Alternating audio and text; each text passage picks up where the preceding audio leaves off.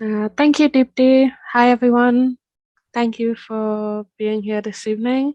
So, as Deepti mentioned, we are all at different stages of the portfolio. So, this is what my second year portfolio would look like.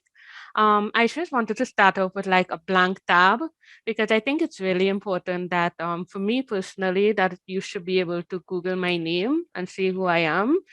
So if you just type in my name, for me, it's really important that my portfolio is one of like the top results if you Google me. So it's the second result there. I really like WordPress because it allows for good search engine optimization. So this is me. I prefer like a minimalist sort of approach to my portfolio. And we have the four different areas. So we have research, service, instructional design, and teaching. So this is my about me page. If you are looking for a professional photo, the Purdue Student Union Board, they do free photos every year. You can get one at Purdue with a nice fancy background and all of that. So if you're interested, I could send you a couple of links if you are interested in getting a free professional portrait done on campus. So this is mine, just a brief about me. I discuss what my main research agenda. So I am interested. So my background is geomatics engineering. I put that out there, and I speak about the research that I am working on presently. So I'm really involved in two projects. One at my old university, the UWI. So I speak about that as well as some teamwork that all of us work together here at Purdue with Dr. Newby's CARES grant. I also highlight any sort of awards and scholarship that I receive. And I put my work experiences here as well. So it's sort of like a mini CV, my first page. And then I highlight my memberships. What's also important to me, uh, like I'm a person, I really like photos and I just love like photography and highlighting everything with a story. So I like to put examples of that here. Carolina, Sham, Deepti, you're there, Dr. Newby is here. So any sort of experiences that I am involved in, I put it there on my website. So things service includes things that I have done in the past. So I taught at K-12 for some time. I put that there, as well as the things I care about presently. So I did do a lot of outreach back at my old university back in 2019. So I continue to build on this. In terms of showcasing example, what I do is I hyperlink some of these sources. So one thing I want to improve in the next version of this is to actually have, something graphic displayed rather than just a hyperlink. So that's one thing that I will be improving on. As far as research goes, anytime something becomes like officially published or it has been accepted, I just include it there. I think for me, the most important thing or the challenge that I have is actually taking the time to update it. So, as soon as something happens, where you present something at AECT, it's good to just get it in there right away. As far as instructional design goes, so a lot of us are working on this project. When we finalize those resources, then I'll be able to actually have some of the sample content. But I do have like some hyperlink content. So, for example, stuff that we did for United Way. Uh, Danny, Emily, and I, we published something. So I have it hyperlinked there so anyone can look at this and see, hey, there's some pictures here, there's some examples. For example, I designed something for like a university workshop. So you can go ahead and download that PDF file. So I try to link to authoritative sources and try to keep my identity linked all in one place. As far as teaching goes, I this is the page I do have to update and spend some time to update here. So that's about it for my profile. I guess I'll pass it on now. I'm not sure why my pictures are not loading properly. They are supposed to be like a couple of pictures that come up here at the same time. So that is something I'll have to check on. So yeah, Thank you, Shivani. thank you. Ella, would you like to go next?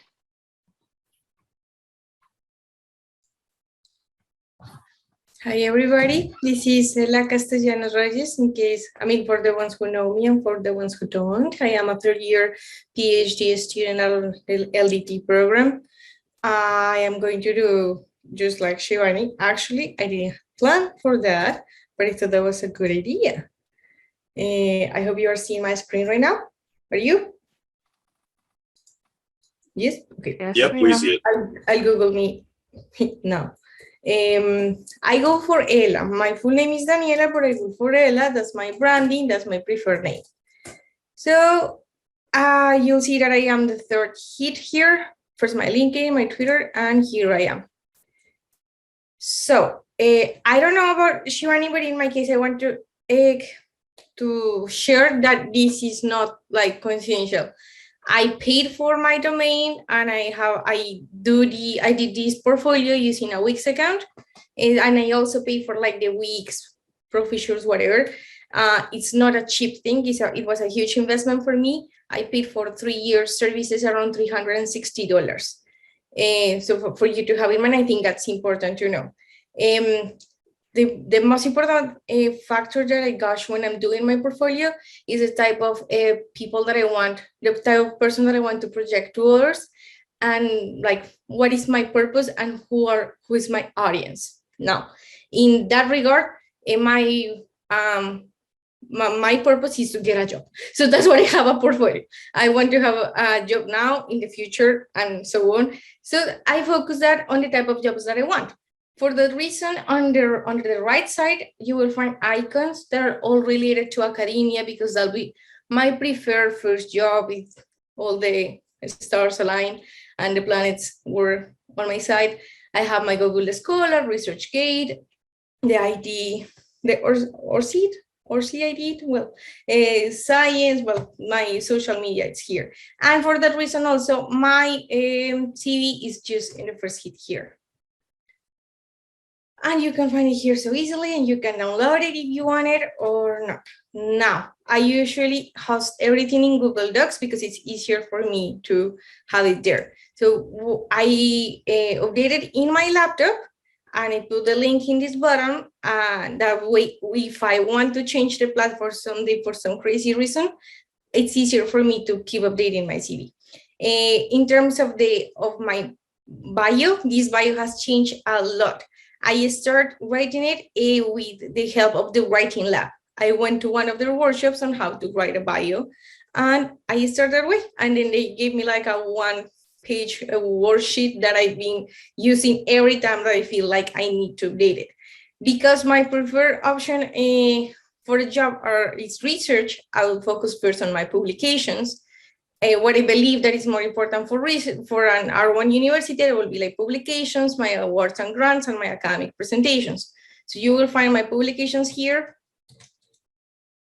my grants and awards over here, and my academic presentations, which I have to confess I haven't updated for at least this upcoming year. Now, one of the weaknesses that I found in my portfolio that I'm in the process of changing it is the navigation. As you will notice that the users always have to scroll down. And that's not fun. Like nobody wants to actually read that. So my next purpose is to use more like a grid option in which users will, especially for the publications, they will be able to see my pubs. Sorry, like at least 6 pubs in the first trial. That's what I want to do. Well, there are multiple options, all of that you can have in mind. I realized that I think I never shared this one. It's my research, is the way I explain my research. And again, it's a lot of writing, so that might not be as useful for users. One of my purposes is to make it less text heavy. Yet I have it here because it's part of the portfolio requirement it was for my prelims, and also because it helps me to start writing my research statement. Like if I see it that way, it makes me feel more willing to read it. In terms of design and development, I decide to frame it more on skills that I believe that are marketable if I decide to go to the industry, like project management. So first the skill, the project management, and I explain which things I did under which projects and which companies, and a little bit of a sample. Then video production and samples of the video production, the technical writing, and the template development, and well, certain projects that I have on articulate race, and content development. I believe those are, I use those keywords based on the searches that I have done looking for jobs in the industry. So I try to make it that way, so it will be easier for hiring managers when they look at my portfolio, if they look at my portfolio at all.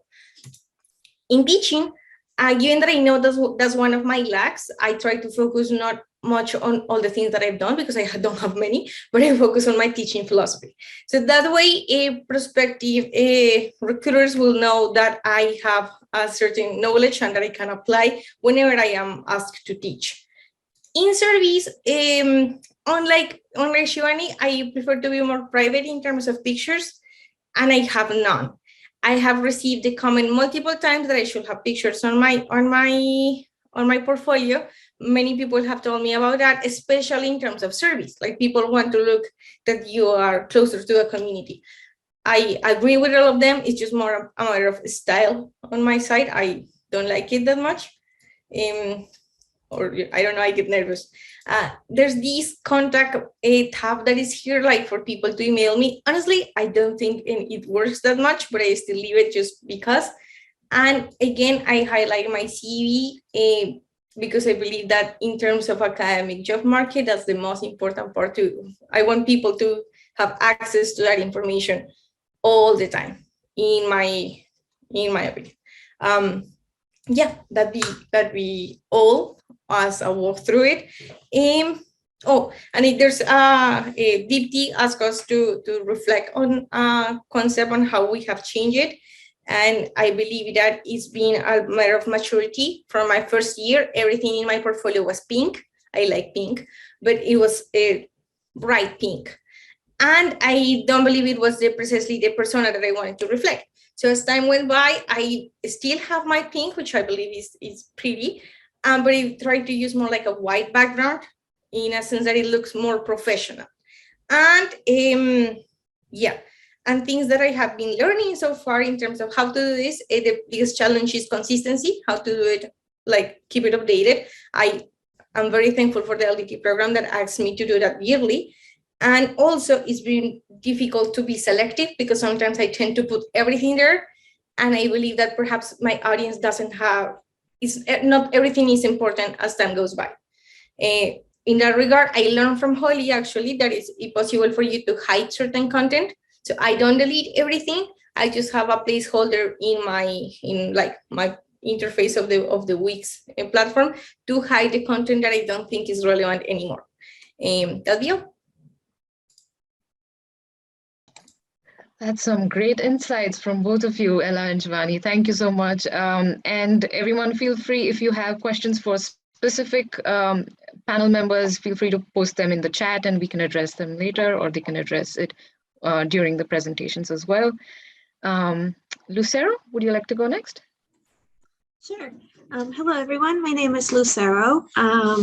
For those of you that don't know me, I've been a student in the PhD program for 4 years. I am a part-time student. So if I were to take all the classes I've taken in a normal course plan of study, I'd probably be around the 2-year mark or so. But as being part-time, it really has extended. So the way I took this portfolio, so I have a job already. I have a job where I want to be in. So I took the portfolio, instead of taking it as a way for me to present myself and get a job, kind of like Ella took it. My portfolio, it's more geared towards who I am, so that if somebody were to look me up, they would get an idea of who I am in the portfolio. So it's really geared towards me, towards what I do, and to also meet the requirement of the PhD program, right? So for my portfolio, let me share my screen here, sorry. So this is my portfolio. So I use Wix. So here's the I don't know if it's a company, but the software that I use. When I went to select what I wanted to use for my portfolio, I really took a lot of time to research it. I don't know anything about coding or about computers, so I wanted something that was super simple that I could just edit easily. And Wix was the one that worked for me. So I would say my suggestion to you is really find the one that works for you. Just like Ella, I did pay for my domain. And so it is expensive, but if you are gonna use this for the long run, forever and ever, I highly suggest it. So I'm in aviation. So the first thing you're gonna find here is an airplane. So for those that know me, you know why that makes a lot of sense. As far as my portfolio goes, one of the biggest things that I wanted to really focus on was navigation. I really, really wanted to be super easy for people to come to this website and navigate through it easily. Mostly because of my experience, I hate it when I have to scroll through pages or have to go back and forth to try to figure what I wanted to do. So when you come in into my website, you see the airplane and you see all the tabs up here that you can access all my information. If you do happen to scroll down, you get my name, my titles, which actually I haven't updated this in a while. And then you get my about me, my professional picture, a little bit of bio, but then if you click on this link, it takes you to my more information. And as you keep scrolling, I do have all the different sections with a link to get there to find more information. And so you just keep scrolling down, you get through all of them. At the very bottom, I do have my contact information and all of that stuff. So let me just show you, if I go to about, I really like pictures, at least as far as headers. So again, airplane related, but you scroll down, you get to see my resume. So because I'm not really looking for a job, and I'm not looking for a job in academia, I don't have a CV, I have a resume instead. My resume, if just to show you, it's very geared towards aviation and the type of jobs I would be looking for in the professional field. So that's why you see I have my actual flight time and my pilot certificates as far. So like I said, I'm taking a very professional look in my portfolio, but you can see my about here, kind of what my research interests are. Then all my research training, survey and leadership. Now, because I am a part-time student, I actually don't have a lot of the experience that like Ella has or Shivani as far as it goes into research. So like if you see here, I have all the different sections, but like, for example, data analysis experience, I have a little note here that says that I don't have experience in this, but as I continue, I will put stuff here. So a lot of my sections don't really have anything, but for the ones that I do, I have a link where you can click on it to get more information. I am very private on all my documents. So unless it's something where I don't mind share it, I would have a PDF. But like, for example, if I go to my teaching here, for a lot of my teaching that I do, I don't like to share that with just anybody and make that public. So I have information here that says, if you'd like to see these documents, contact me. I'm very, very selective on who I share my documents with, only because of proprietary issues. Since I work for the university, I also don't want to get in trouble with that part. But this is kind of what my portfolio looks like. It's not super complicated. Just like Ella, I did like the color pink. So you'll see that I have this peachy pink color. And I also like the simplicity of pages. So so I don't have a lot of text, I have a lot of links and I have a lot of pictures. So if I go back to the top here where I have teaching experience, I do have all my write-up, but I have it on a link that sends you to a different page that has all the write-up. Because I didn't like it having in one page, and I do have like back buttons. Like, again, just really wanted to focus on that navigation. But that's kind of my portfolio. I would say my weakest area is the fact that I don't really have a lot to share in my portfolio, since I haven't really done a lot of research or a lot of leadership and LDT experience. So that's really my weakness. I'm really considering on where was that research? No, that's not what I wanted. Sorry. Like here where I just have like the placeholders, I've gotten feedback that I should just remove them and just leave what I do have. But I'm still kind of mulling over that but it probably is a weakness since people see what I don't have. But that's kind of all I have. But yeah, I guess that's that. So yeah. There we go. Thank you, Lucero. I'm going to share Katie and Ryan's video presentations now. I'm going to try and see if I can share audio and video. Let's see if I can do this. Yep, I think I can.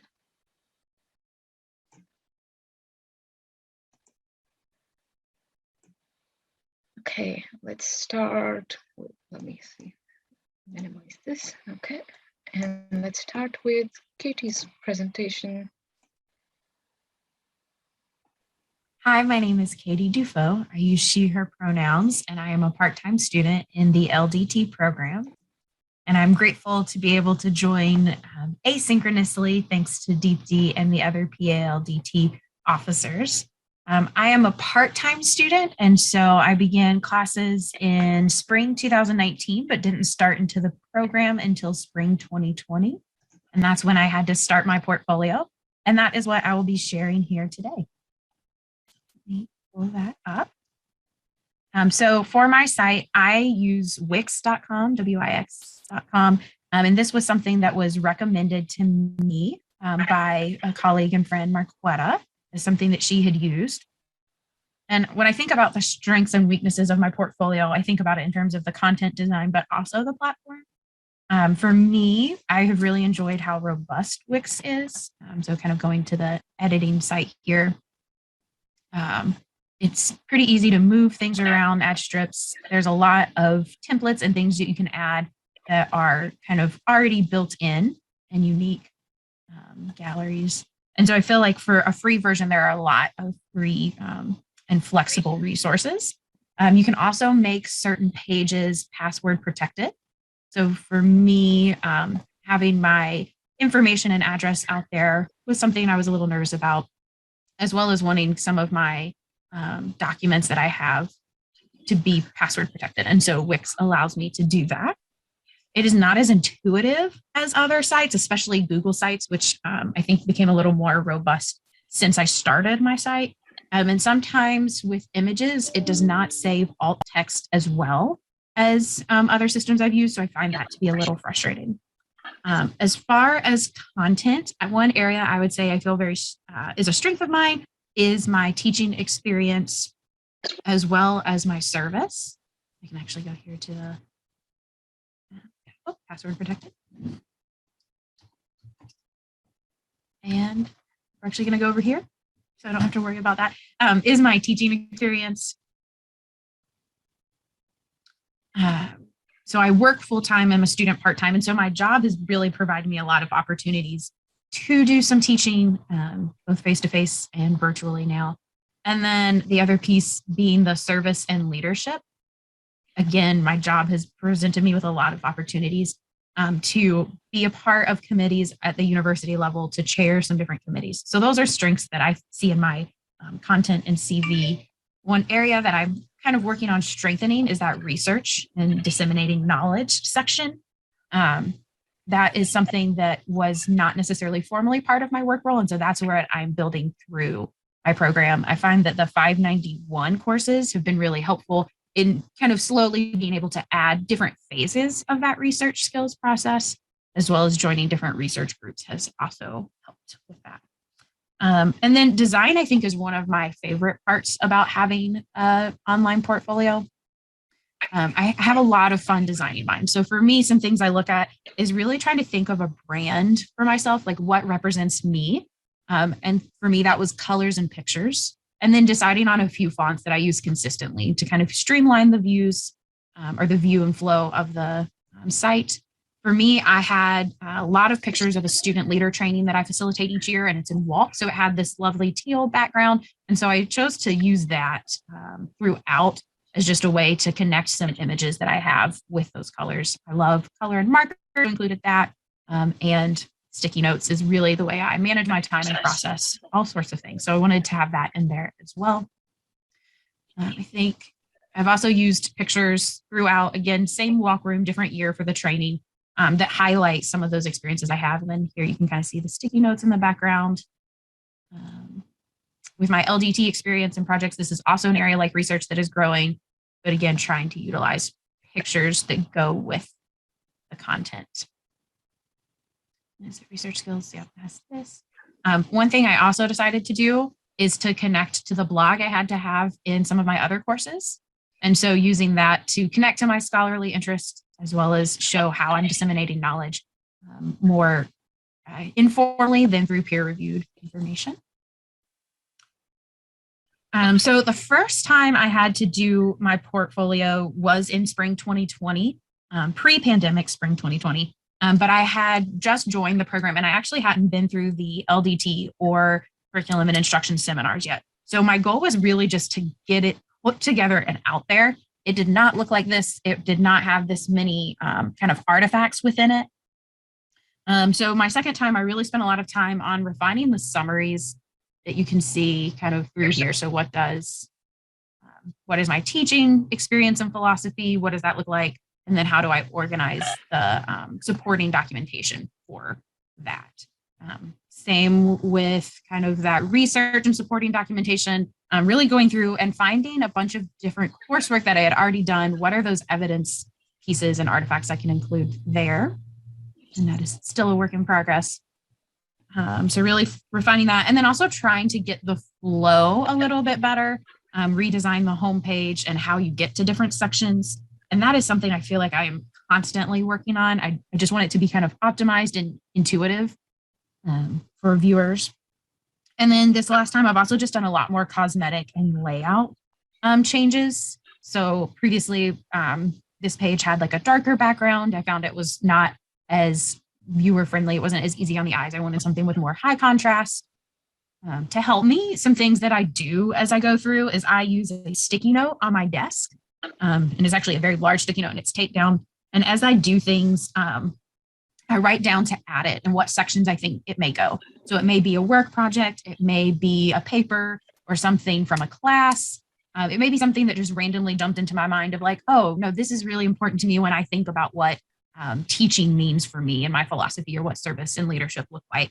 So I put everything down on a giant sticky note. And once it gets full, I go in and add that to my portfolio. And I found that that helps me not forget pieces of things I've done. And it's just more sustainable than me going and adding things individually. So it kind of allows me several changes I need to make at once. Similar for the design piece, I have a bookmark folder of websites that I like. And so as I'm clicking through maybe for another project or something else, and I see a personal or otherwise website where I really like something about the look, I put that into kind of that inspiration folder. That's one reason I kind of went with a white background and added some of the scrolling background features to kind of break things up by still having it be a little cleaner. One thing that I always kind of try to figure out is the goals moving forward piece. And I found that going through and adding things, it really helps me kind of think of my goals for that year at that time. So I have here listed kind of my goals, and right now I'm in the process of editing it. So I'm bolding those I've already completed and thinking about where is it that I need to add more content and how do I want to specifically do that. So that becomes a goal area. Are there things I haven't yet completed? Does that need to move forward as a goal or not? Another thing that I have learned is the difference between save and publish. So here, save and publish. I think it was either last year or the first year, I saved my new CV, but I forgot to publish it. And so my actual CV document here was out of date. When I went and looked at it, it seemed right, but to always make sure I'm publishing and previewing things. And then I think the last lesson that I have learned is to make sure that if I'm putting the effort into updating my site, that I'm really getting the most out of it. So for me, working full time, I now include my portfolio as part of my annual review each year for my performance review, just showcasing like this is all the things that I've been doing, both work-wise and academically, to show that growth. And then I also included, I'm applying for different opportunities kind of within my role and within some of my national organizations. And so using the portfolio there. So letting it kind of be a representation, even though it's not finished, even though maybe some of the areas don't care about all of these categories the same way the program does, making sure that it's available. And a lot of times they get very positive feedback on it, including the development. The other thing I forgot is, so that does have some really nice, like you can add a page and it gives you actual like templates you could use, different ways to get in touch, site design, you can add media. And one thing that I really like to utilize is you can search for different images that are royalty free and free to use. So Morgue File, I know, is one. And then there are several others within this site where you can search. And again, those images are available to use. Another thing I've done too is like this is a new page that I'm thinking about adding, is I can make sure that it isn't visible yet. And then considering sometimes I'll duplicate a page so that if I am trying out a new design, but I'm not sure I like it, it's easy to get back to a previous version. Again, so I'm Katie, this is my site. If you have any questions, I'm happy to talk through those. You can reach me at kdufo@purdue.edu. And maybe I will also ask Deepti to be able to provide that information. And good luck in designing your portfolio and the whole process. Have a good day.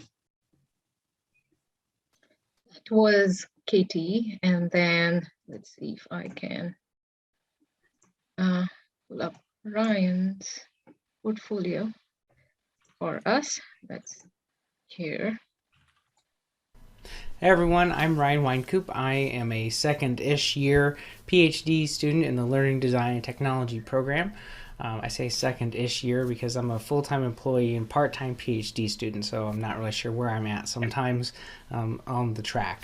So sorry I couldn't join you live in person, but Deepti asked me to put together just a short video here about my portfolio and answer some of the questions that will be discussed during the portfolio review live session. So I'll see what I can do. I'm not sure I have too much to share, but you're always welcome to reach out to me. You can see my email there on the screen, and also if you want to take a look at my portfolio, the link is also there on the screen, ryanweinkoop.me.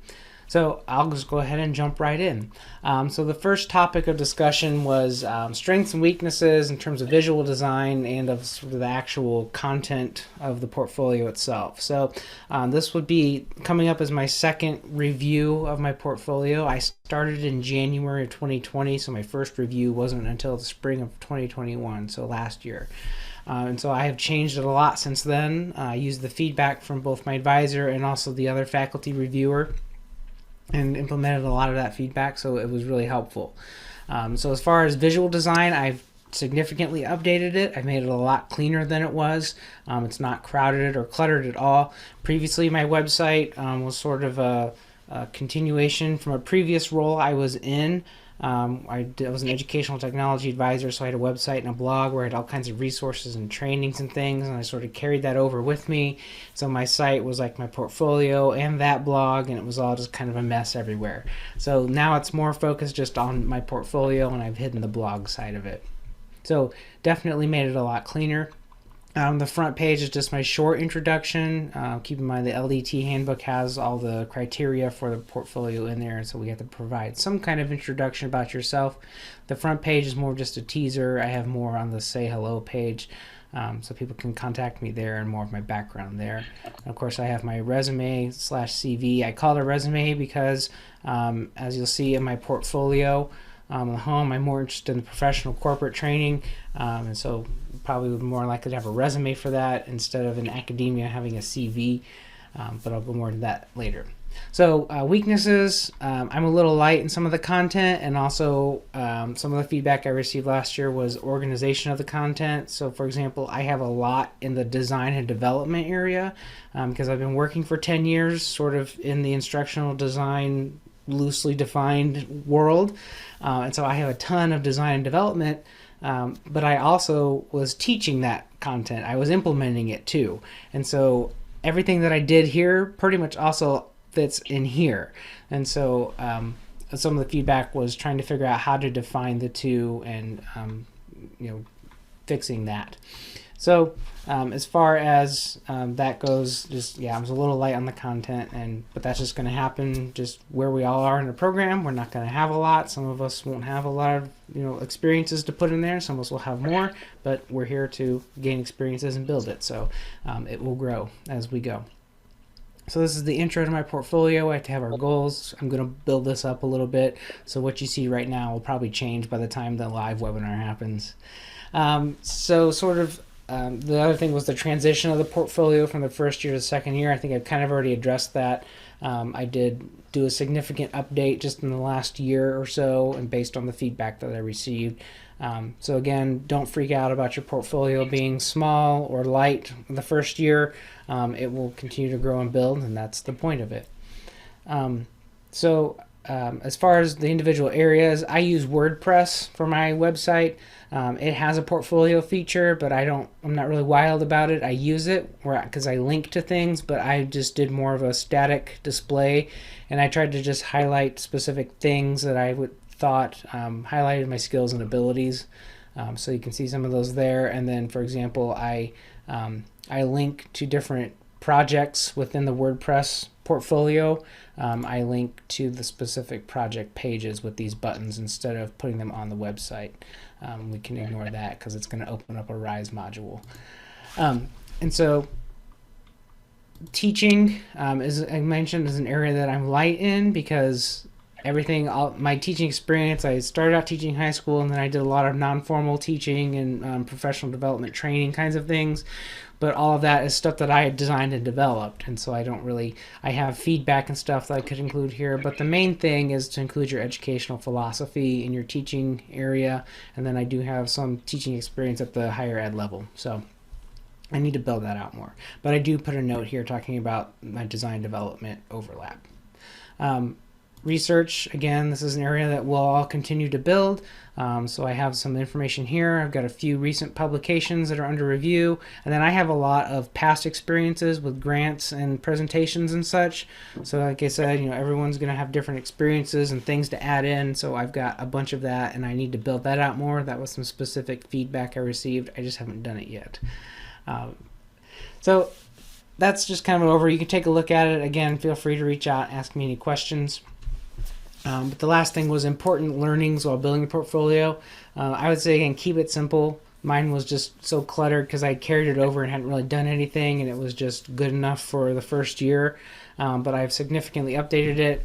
There's not a lot of pizzazz. It's just very basic because my philosophy is that I'm going to update this to present it when I apply for jobs. So just like you update your CV or your resume and tailor it to the job you're applying for the industry you're applying for, I'll do the same thing for my portfolio and probably fix it depending on what I apply for. So do keep that in mind. You continually update it just like your CV or your resume. Don't be like me that I did this year. I didn't touch it for the last year until now because we have to have it reviewed in 2 weeks. And then the last thing I would say, the important learnings, don't compare yourself to others. That's not the intent of a portfolio. Portfolio is to highlight you and what you can do and what your experiences are and how you want to grow and where you want to grow. And so comparing yourself to others is pointless. Comparing your portfolio to others is pointless unless there's a feature that's really awesome and cool and you want to copy. But as far as the content goes, your portfolio is about you and it's for you. So don't compare yourself to others because that's not the point of the portfolio. But again, like I said, if you see someone has a cool visual design or a cool something else in there, obviously you can compare it to that and ask them if you can borrow it or ask them how they did it. But overall, just keep it simple, keep it updated, and don't compare yourself yourself to others. And if you have any questions about your portfolio or about mine, or you see something that I need to fix, please let me know. Otherwise, good luck with your portfolio and good luck in your program. And thank you. And that was Ryan.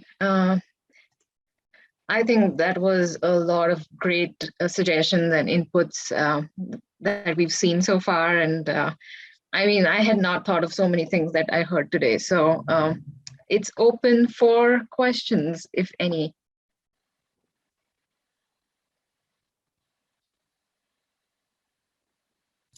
Brian you mentioned that you're surprised that nobody talk about Google Sites. Agree. For instance, when I was choosing between like which one to go, I remember there was a faculty mentioned like, hey, we have issues with Google Sites because like somebody had big issues when they were reviewing it and everything. And that was the main reason why I didn't choose Google Sites. I regret, yes, because I have everything in Google. So I think it's more because at the time when I started, it was having bugs. By now, I believe it could be a safe choice and a preferred choice if I hadn't paid $360. Yeah, I'm biased because I use Google Sites and my portfolio is not spectacular. So just to put that out there into the universe, I have some work to do after seeing everyone else's portfolio. Yours looks amazing. But I really like Google Sites. And the thing that I like most about it is that you can upload everything in your Google Drive and it integrates right there. So it's very easy to add things. Another thing to think about is accessibility. Google Sites is designed for accessibility. So I don't know, it's kind of a minor thing, but it's something that I care a lot about personally because it's one of my research interests. It's super easy to use and it's free. You just create it and share a link and it's easy. I think another thing here to also consider is how long you're actually going to use your portfolio, because that was a big thing for me. I went with Wix because I really liked the features, but I really liked the fact that if someone was to Google me, Wix had the option where like you can be like one of the top results. And so that's really what I liked it, because I see my portfolio as a way to advance my career and for the aviation industry to know more about me. And so that's why I went with Wix, at least for me personally. So when you go and select whatever platform, it's really important to consider what works for you and the longevity. Because I see my portfolio once I'm out of the PhD program to tweak it to fit more with the career and the professional aspects that I am than just it being for the PhD program. And so I see it using for the rest of my life. So that's why I kind of went with Wix for me. So. I saw that some of you have your own domain name. How important is it from like, when you're applying for jobs to have your own domain name and for it to be important? Ella is nodding. Yeah, I think it's important. I mean, the first thing you do with anybody, you Google it. Yeah, for me, it was a preference thing. I personally don't like to see the name of the WordPress or Wix. For me, I hate it. And that's a personal preference. So I want it to be clean. It's just what I wanted. So that's why I ended up paying for it. And I think it's also, at least I've noticed from the side of like academia, like you become your own brand. Mm-hmm. And I believe in terms of branding, it's important. I believe I think it looks more professional. I think there are a lot of things you could criticize because of the amount of money you have to put on it. That shouldn't be that way. And like grad students shouldn't be encouraged to pay for it in that sense because it's expensive. But it was more a sense of, yeah, it helps. I'd like to jump in and add my 2 cents here. So for me, the reason I chose WordPress is because, as Lucero mentioned, I like looking at things neat. So for example, why I didn't choose Wix site is because my domain would have looked like Shivani Ramuta 3610.201101.wixsite.com. And that for me was not a good thing. So for me, WordPress allowed me to pick shivanilamuta.wordpress.com, which was to me a lot neater. and I don't have that money to afford a domain as yet. I will someday when I have a full-time job. So as you know, a beginner in the portfolio, as you can see, mine was like the starter one. I thought WordPress was a good choice to have a neat domain, and someone can pull you up easily and you can link different things. One thing I didn't mention is that I do like linking things. So for example, like if PALDT posts something on Facebook, or your university has a spotlight with you, I always like to grab those and put them on my site itself. So that's something I do like to do. WordPress allowed me to have that plugin and to showcase those stories as well.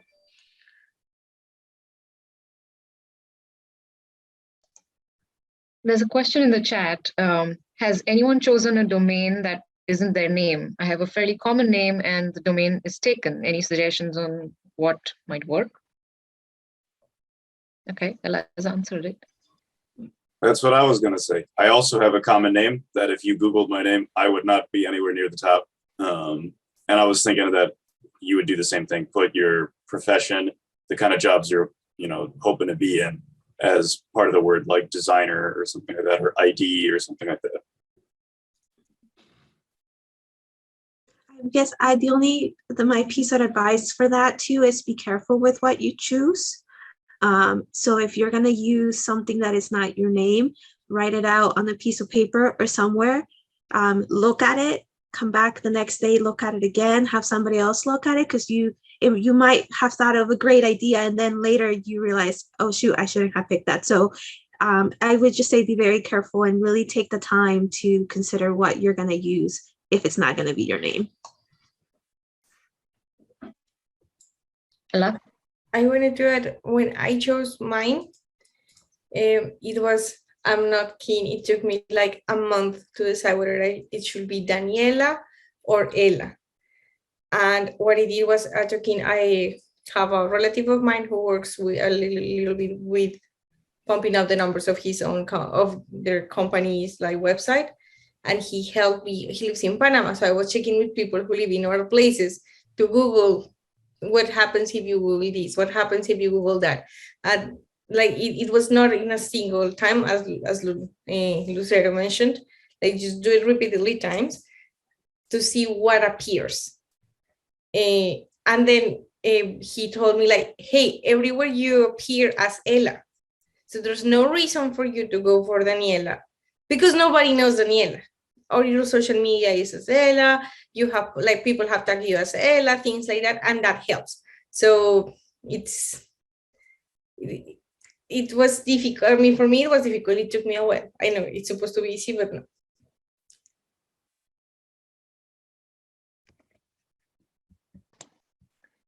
More questions? I have one. In the design section, I saw a couple of you at least have like specific sections that talk about, like I remember Ella, yours has a section where you highlight your skills in the design section and have artifacts for each of the skill that you mentioned there. And I think Ryan also has sections as per the tools that he has used, like Rise 360 and Articulate and things like that. So how is that something that is recommended? Is that something that's commonly done? I took this one. I believe those who were in 660 last semester, there was one guest speaker, Floral from SAP. She was a master student at LDT, and she went through my portfolio. Now she's like a manager there, and she told me, "Hey, in your portfolio, in your design section, I cannot see anything of what you are able to do. I want to know what are the products that you have." And that's the reason why I moved. Like, well, the main changes that when you move from your master and when I moved from a PhD was changing the idea of the competencies. Well, there are still competencies, yeah, but like the products. And she told me like, I want to know what you can do in terms of the thing that I need. And the thing that I need are project management, somebody who's good at Articulate, somebody who's good at Rise. And then I don't believe you need all of them because you cannot be master of everything, but still displayed whatever you have, because I remember telling her, hey, honestly, I have worked a little bit on articulate, but it's not my strength. And she told me, I don't want you to be an expert. I want you to know whether you are familiar and all the things you could do with me. So that's one of the things that made me move and say, like, okay, I mean, I'll put whatever I have, and at least they know that I'm familiar and I'm willing to learn.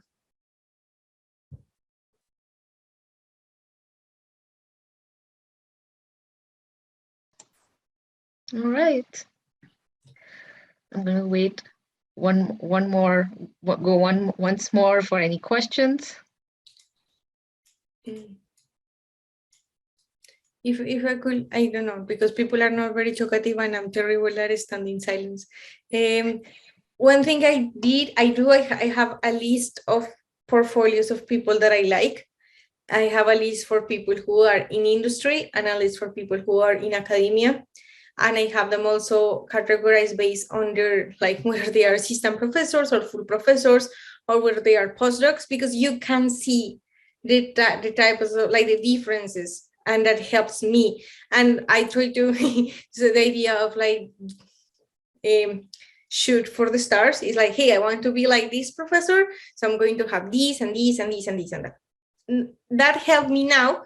And that's something that I in terms of choosing the platform, I strongly regret that I didn't think that way at the beginning, because I actually wanted to have my portfolio in GitHub, but I was super scared and I didn't use it. Now I regret that I didn't do it in GitHub, because I believe it will better reflect the type of professional that I am. But so shoot for the stars. That's good advice. Yes, one of our, someone said in the chat, is it possible to share links to the portfolios that were shared today? So I know Ryan and Katie asked me to share theirs, so I'm going to go ahead and paste theirs. And everyone who's here, if you're willing to share your portfolios, go ahead and share them in the chat, please. Also, I think I remember Holly once mentioning that we would love to sort of have like a common place where we could have everyone's links there and we could see each other's portfolios. I think she might be Alexander. Brian, do you remember where she was going to host that? I don't remember. I don't remember, but we definitely should, because these links are going to go away as soon as the Zoom meeting is over. That's true. Yeah. So one thing I could do is have all these links saved with me, and then I'll ask Holly how she would like to upload that, and we can share that with everyone after the session as well.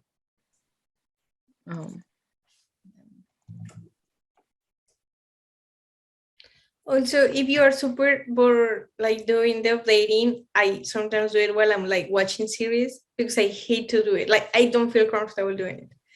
It's like, oh, this is the waste of my time, but actually people tell you, no, it's good for you to actually have a job.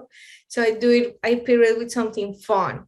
Like, if you notice, like in all presentations, everybody had the same comment. Oh yes, I haven't updated this. Oh, well, I'm about to update that. It's because it's boring to some extent. So I just try to pair it with something fun, and I know you will make it. Yeah. And ask somebody for feedback. I ask my friends, I send them my link and like, hey, what do you think about this? And they're like, put pictures. And I'm like, no, but at least you know what people say. No, that's a good idea. I might want to send it to, especially I'm really bad at the visual design aspect. Like, my choices are the worst ever. So I feel like if I send it to, some friends who are good at design, at least I'll get some better inputs. Like the choice of colors, or, like I see you guys have like specific choice of colors and you stick to it. I just put all colors in and I'm like, I don't know which one looks good, so yeah, that's good input. Thank you. Thank you so much, panelists, and thank you everyone for joining us. I hope this was helpful, and we will post the recorded video on our YouTube channel. So if anyone has missed it, we can pass it on to them as well.